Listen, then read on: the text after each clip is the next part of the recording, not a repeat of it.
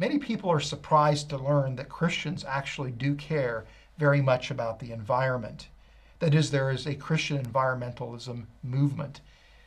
But does Christian environmentalism differ from a more secular version of environmentalism? I'm joined today by Dr. Nicholas Leadbeater, who's a chemist and a Christian, to help answer that question.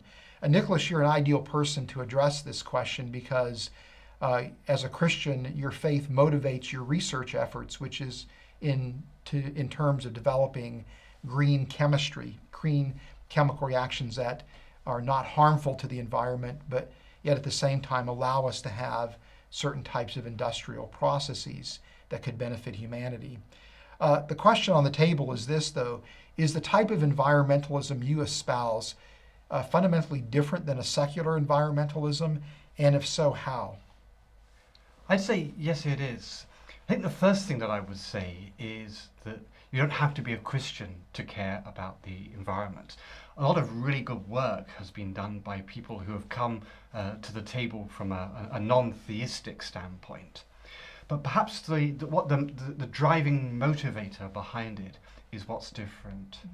For me and for other Christians, our desire to steward the environment comes from our innate desire to serve God and to honor God. Because God has given us this unique opportunity to live on a planet that has such amazing natural beauty. But we don't worship the created, we worship the Creator.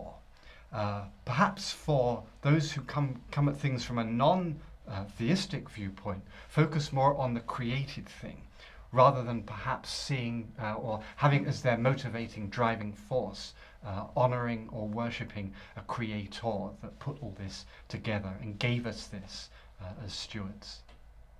You know, it seems to me that many times science kind of becomes a focal point of conflict between a non-theistic worldview and a Christian theistic worldview.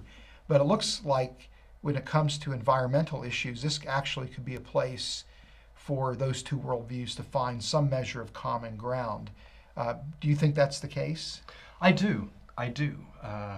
If you look at a lot of the environmental work that's being done, you're seeing groups that bring together collaborations of Christians and non-Christians towards the one common goal of protecting our environment, and also leaving it in a state that's as good or better for future generations.